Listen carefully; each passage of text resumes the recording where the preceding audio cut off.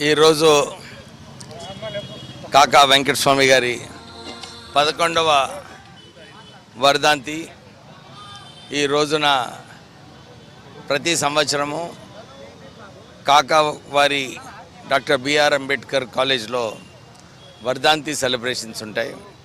అక్కడ పాత విద్యార్థులందరూ కూడా వచ్చి ఏదైతే కాకా ప్రజలకు సేవ చేసినారో, కాకా అన్ని రంగాలలో, కార్మిక రంగంలో కార్మికులకు హక్కులు కల్పించడంలో, కార్మికులకు పెన్షన్ ఇప్పించడంలో, ఇవన్నీ కూడా ఒక రెవల్యూషనరీ స్కీమ్స్ కాకా వెంకటస్వామి గారు తీసుకొచ్చారు. అది కార్మిక రంగంలో. పంచాయతీరాజ్ బిల్లు, అది ఆ స్వప్న ఏదైతే రాజీవ్ గాంధీ గారిది ఉందో అది కాకా వెంకటస్వామి గారు పార్లమెంట్లో అప్పుడు ఉమెన్ రిజర్వేషన్స్, బీసీ రిజర్వేషన్స్ ఇవన్నీ కూడా వారి ద్వారానే పార్లమెంట్లో బిల్ పాస్ కావడం జరిగింది. అంతేగాక స్పోర్ట్స్ రంగంలో కూడా ఈరోజు రాజీవ్ గాంధీ క్రికెట్ స్టేడియం నిలబడ్డదంటే ఆ రోజులలో కాకా వెంకటస్వామి గారు ప్రభుత్వంతో మాట్లాడి భూమి ఇప్పించి విశాఖ ఇండస్ట్రీస్ నుంచి స్పాన్సర్ చేపించి ఆ స్టేడియం రావడంలో వారు కీలకమైన పాత్ర వేశారు.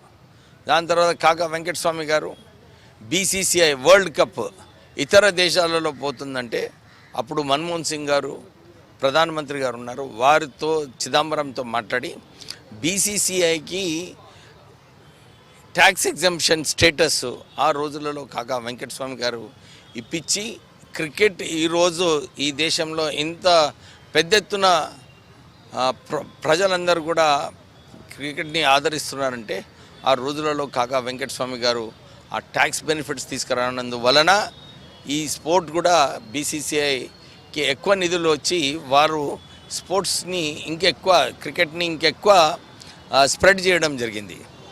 వారు సివిల్ సప్లైస్ మినిస్టర్గా ఉన్నప్పుడు 1 రూపీ ఇడ్లీ అంటే అన్నపూర్ణ క్యాంటీన్స్ ఆ రోజులలో ప్రారంభించి ప్రజలకు తక్కువ ధరలో భోజనాలు పెట్టే కార్యక్రమము వారు సివిల్ సప్లైస్ మినిస్టర్గా చేశారు.